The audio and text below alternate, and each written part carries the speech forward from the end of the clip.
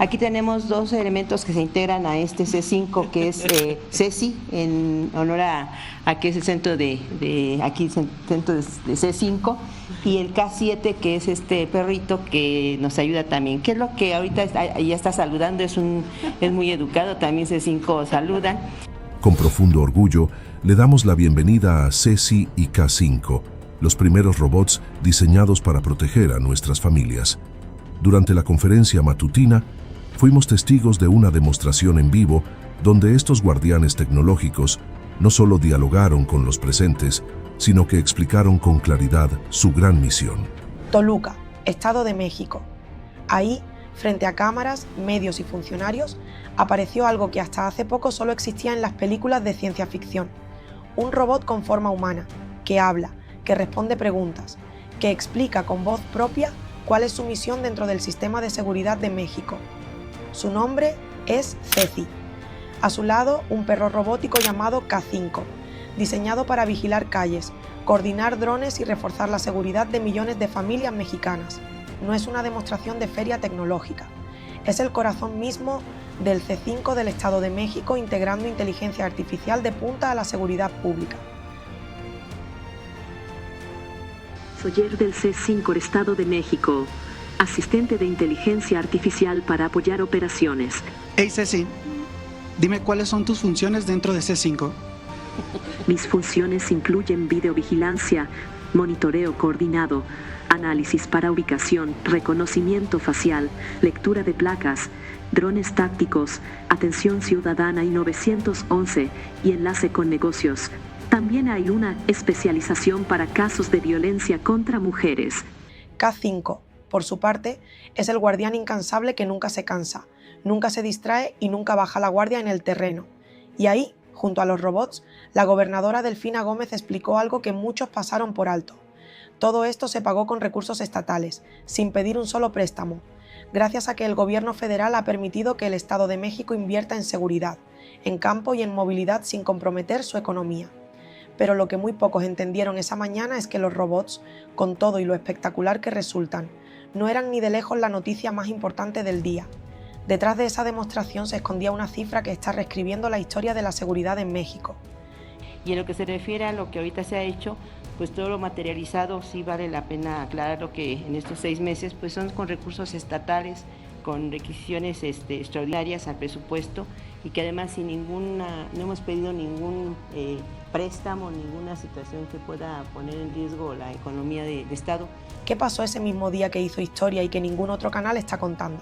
Mientras las cámaras seguían fascinadas con CECI y K5, en esa misma conferencia se presentó un dato que debería haber sido la portada de todos los periódicos del país. El 21 de julio, en México, hubo 21 homicidios en un solo día. 21. La cifra más baja en 8 años. Y aunque cada una de esas 21 vidas perdidas es una tragedia irreparable, el número marca algo histórico. Nunca, en casi una década, la violencia había caído tan bajo en un solo día. Y ahí Sheinbaum hizo algo que pocos presidentes se atreven a hacer. Puso la lupa sobre el pasado. Mostró la gráfica completa, sexenio por sexenio, sin adornos. Fox cerró el suyo con 28,6 homicidios diarios en promedio. Calderón, con la guerra contra el narco, cerró con 70,9, más del doble. Peña Nieto llegó a cerrar en 100 homicidios diarios, la cifra más alta de todas. López Obrador logró bajarla a 91,7. Y hoy, en lo que va de 2026, el promedio nacional es de 45,4 homicidios diarios, una reducción del 46% en menos de 2 años de gobierno. No es un golpe de suerte, es una estrategia con 4 ejes. Atención a las causas que generan violencia entre los jóvenes, consolidación de la Guardia Nacional, inteligencia e investigación y coordinación entre los 3 niveles de gobierno. En septiembre de 2024 había 86,9, 87 homicidios dolosos cada día en promedio. Y ahora, a junio de 2026, lo que llevamos del 2026, tenemos un promedio de 45,4 homicidios. Sheinbaum lo resumió con una frase que pocos esperaban escuchar de una presidenta. Antes, se enaltecía a los criminales en canciones y series, como si fueran héroes. Hoy, La estrategia es ofrecerle a la juventud otra identidad, una que no termine en la cárcel o en la muerte, sino en el amor, la amistad, la solidaridad y la diversión sana. Y esta transformación no se quedó en el discurso nacional. En un solo estado la caída de la violencia fue todavía más brutal. Esa historia viene ahora. Si la cifra nacional ya era histórica, lo que pasó en el Estado de México resultó todavía más contundente. La gobernadora Delfina Gómez lo dijo con datos en mano. En 2026, el Estado de México vive el año con menos homicidios en 19 años. 19 años sin ver una cifra así. Para dimensionarlo, en 2013 el Estado llegó a registrar 9 homicidios diarios en promedio. Hoy esa cifra se desplomó a niveles que nadie recordaba desde hace casi 2 décadas. Y no es la única caída. El robo de vehículo, uno de los delitos que más golpea el patrimonio de las familias, se redujo de 79 unidades robadas al día en la zona oriente a solamente 39 en todo el estado durante 2026. Ese resultado tiene nombre y apellido: el Mando Unificado Oriente, una estrategia impulsada por instrucción directa de la presidenta Sheinbaum, que une a la Guardia Nacional, policías estatales y municipales bajo un mismo mando, con intercambio permanente de información e inteligencia compartida entre los 15 municipios prioritarios del oriente mexiquense. Inicia una disminución, particularmente al comparar 2025 con los datos preliminares de 2026, se observa una reducción del 19%, es decir, se pasó de un promedio diario de 143.1 delitos al día a 116.1. De seguir con esta tendencia, 2026 sería el año con promedio más bajo en los últimos 12 años. Los números detrás de esa coordinación son contundentes. Del 1 de octubre de 2024 al 30 de junio de 2026, en el Estado de México fueron detenidas 3.300 personas por delitos de alto impacto. Se aseguraron más de 1.300 kilogramos de droga, 819 armas de fuego y más de 28.000 cartuchos. Y entre esas operaciones destaca la llamada Operación Enjambre, una investigación sin precedentes que llevó a la detención de 60 personas y a 16 sentencias condenatorias contra 22 servidores públicos, entre ellos presidentes municipales y directores de seguridad, todos vinculados con el crimen organizado que operaba desde dentro de las propias instituciones. Entre las acciones más relevantes realizadas en coordinación con las autoridades del Estado de México, destaca la Operación Enjambre, una investigación sin precedentes para detener a servidores y exservidores públicos que brindaban protección o colaboran con grupos delictivos. Y este modelo ya despierta interés más allá del Estado de México. Operación Enjambre se ha replicado en Morelos y Chihuahua, con resultados que empiezan a hablar por sí solos.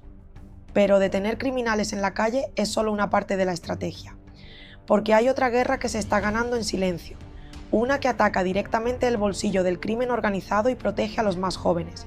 Esa historia viene ahora. Están en las farmacias de la esquina, en las misceláneas, en los centros comerciales, muchas veces a metros de una escuela primaria. Máquinas tragamonedas que durante años se volvieron parte del paisaje, tan normales que dejamos de preguntarnos qué escondían detrás. La respuesta llegó esta semana, y es más oscura de lo que cualquiera imaginaba. Del 13 al 20 de julio, en una operación simultánea en 84 municipios del Estado de México, las autoridades retiraron más de 3.300 de estas máquinas. Generaban ingresos de hasta 600 millones de pesos para el crimen organizado. No eran solo un pasatiempo, eran una fuente de financiamiento criminal disfrazada de entretenimiento. A través de ellas se cobraba derecho de piso, se operaba el préstamo gota a gota y se financiaban estructuras de pandillas completas. Y hay algo todavía más grave. Estas máquinas no llegaban por casualidad. Eran sembradas de manera forzada por organizaciones criminales de connotación nacional, que extorsionaban a los propietarios de los negocios para que las instalaran y les entregaran la totalidad de las ganancias generadas. Estas máquinas generaban ingresos de hasta 600 millones de pesos, donde se promovían actividades de cobro de derecho de piso, préstamo gota a gota y pandillas.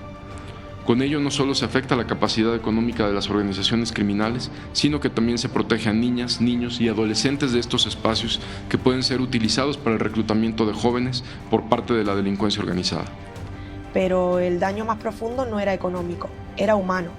Muchos jóvenes que acudían a estos lugares sin recursos recibían préstamos informales cuando no tenían dinero para seguir jugando, y cuando no podían pagar esa deuda eran reclutados, no para trabajar en algo legítimo, para hacer labores de halconeo, cobro de piso y actividades de narcomenudeo.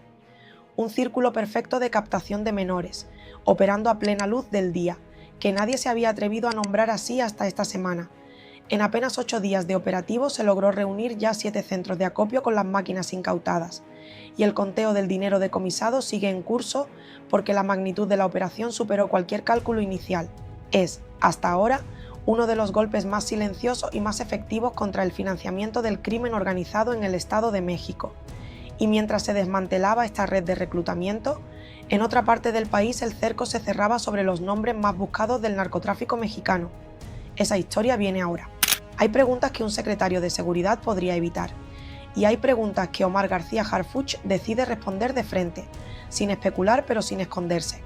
En la mañanera le preguntaron directamente: ¿qué tan cerca está el gobierno de detener a Iván Archibaldo Guzmán Salazar, el líder de los Chapitos, señalado en reportes recientes como una figura en situación de vulnerabilidad táctica y de extrema incomunicación? Harfuch no especuló sobre plazos. Habló de resultados concretos y verificables. Mencionó la neutralización reciente de un objetivo apodado el Texas, uno de los principales generadores de violencia en Culiacán y en toda esa zona, una pieza clave para esa organización criminal. Y fue claro, las operaciones contra ambas facciones del cártel de Sinaloa no se detienen ni una sola semana, sin importar quién ocupe los titulares. Donde se logró neutralizar a un objetivo apodado el Texas, que era de los principales generadores de violencia en Culiacán y en toda esa zona. Era una persona clave para esta organización, para este líder delincuencial. Pero el cerco no es solo territorial, es financiero, y ahí está la parte que más incomoda al crimen organizado. Le preguntaron también sobre Ismael El Mayo Zambada, cuyo abogado había declarado públicamente que su cliente no tiene propiedades a su nombre. Harfuch respondió con un dato que desmonta esa narrativa desde la raíz. Aunque no hay bienes registrados directamente a nombre de Zambada, la Unidad de Inteligencia Financiera ha logrado un avance histórico congelando cuentas y asegurando propiedades de las organizaciones criminales a las que pertenece. Una cantidad considerable de cuentas e inmuebles, dijo, que ya se está presentando al Gabinete de Seguridad completo. ¿Algún bien o alguna propiedad a nombre de Ismael Zambada? De él directamente a su nombre, no. Se han asegurado una gran cantidad de cuentas, de propiedades, sobre todo de cuentas congeladas de WIF. WIF ha hecho un avance muy importante que podemos presentar aquí con instrucción de la señora presidenta, de todas las organizaciones criminales. Precisamente se lo acaban de presentar a la señora presidenta en gabinete, lo podemos presentar aquí, pero a nombre de él específicamente no, sí de las organizaciones criminales, y han sido una cantidad considerable de cuentas, inmuebles, etcétera. Y sobre el deseo del propio Zambada de cumplir su sentencia en México, la respuesta oficial fue institucional y sin concesiones de por medio. Eso le corresponde determinarlo a la Fiscalía General de la República, únicamente si decide solicitar la extradición. Ni promesas anticipadas, ni negociaciones de pasillo, solo el mensaje de que las decisiones se toman por la vía legal, sin importar el nombre ni el peso del acusado. Con los capos acorralados y el dinero del crimen organizado bajo la lupa, quedaba una última pieza del rompecabezas, la que tiene que ver con algo tan básico como el agua que llega a millones de hogares. Esa historia viene ahora. Hay obras que se anuncian y hay obras que se cargan durante décadas antes de ver la luz. Esta es una de las segundas. Cuando le preguntaron a Sheinbaum sobre el impacto social del Plan Integral Oriente, ella misma reveló algo que pocos sabían. Esta obra hídrica era un anhelo suyo desde que fue jefa de gobierno de la Ciudad de México. Un proyecto que ya existía en papel, con proyectos ejecutivos listos, pero que nunca se pudo concretar por falta de coordinación entre gobiernos. Hoy, con la Ciudad de México, el Estado de México y la Conagua trabajando juntos, esa obra por fin es realidad. El mecanismo es tan simple como poderoso: mejorar la capacidad de almacenamiento de agua de lluvia en la presa de Guadalupe y en Zumpango, para poder potabilizarla y conducirla hacia 10 municipios del Estado de México y hacia la alcaldía Iztapalapa. Eso significa depender menos del agua del subsuelo, en una zona donde los acuíferos llevan años sobreexplotados sin descanso. Solo en Ecatepec había 24 pozos abandonados que llevaban tiempo sin operar. Hoy los 24 ya están funcionando, llevando agua potable a zonas que antes solo la recibían una vez al mes, o de plano únicamente por pipa. Además de que se han puesto en marcha muchos pozos que estaban abandonados. En Ecatepec, solo en Ecatepec, había ¿cuántos pozos? 24 pozos que no estaban operando, imagínense. Entonces los 24 pozos ya están operando. Zonas de Ecatepec que no recibían agua más que una vez al mes o de plano solamente por pipa. Y no es solo agua limpia. Es también protección contra las inundaciones que cada año golpeaban a Nezahualcóyotl, Iztapalapa y Los Reyes La Paz, zonas por donde pasa la línea A del metro, y que se inundaban prácticamente cada temporada de lluvias sin excepción. El costo total de esta transformación en infraestructura y agua para la zona oriente cerrará el 2026 en cerca de 38.000 millones de pesos, entre obra hidráulica, escuelas, repavimentación y puentes, seguridad histórica, capos acorralados, agua que por fin llega a millones de familias. Todo esto en una sola conferencia que ningún otro canal se atrevió a contar completa. Y ahora toca cerrar esta historia con lo que de verdad importa. Hagamos el balance final. Esa mañana en Toluca no se trató solo de un robot que habla y un perro que vigila. Se trató de una conferencia que escondía, detrás del espectáculo tecnológico, la mejor cifra de seguridad que México ha visto en casi 2 décadas. 21 homicidios en un solo día, la más baja en 8 años, con una reducción del 46% en menos de 2 años de gobierno. Se trató de un Estado de México con el año más seguro en 19 años, de miles de máquinas de extorsión desmanteladas antes de que siguieran reclutando jóvenes, de un cerco financiero que ya asfixia a las organizaciones de El Chapito y El Mayo Zambada, y de agua potable llegando por fin a millones de familias que llevaban 20 años esperándola. Y aquí quiero ser directa. Lo que más me llama la atención de esta mañanera no son los robots ni los titulares fáciles que otros canales prefirieron repetir. Es que, mientras algunos siguen buscando el show, este gobierno sigue mostrando resultados con nombre, cifra y fecha. Eso no se improvisa. Eso se construye con estrategia, con coordinación entre los 3 niveles de gobierno y con la convicción de que el pueblo de México merece vivir en paz después de tantos años de dolor y de miedo. Y algo más queda claro con esta conferencia. La tecnología, la inteligencia financiera y la coordinación no son adornos discursivos. Son herramientas que ya están salvando vidas todos los días, aunque muchos prefieran quedarse solo con la foto del robot saludando. Si esta historia te dejó viendo a México con otros ojos, antes de irte quiero que veas el video que publicamos hace unos días. Sheinbaum le roba el protagonismo a Trump en la final del Mundial. México brilla ante el mundo. Lo encuentras justo aquí arriba. Hay 2 tipos de personas en México, las que consumen el ruido y las que entienden lo que hay detrás. En Detrás del Poder MX llevamos tiempo construyendo el segundo grupo. Si quieres formar parte, suscríbete ahora mismo. Aquí te esperamos.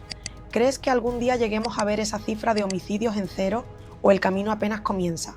Dímelo abajo en los comentarios.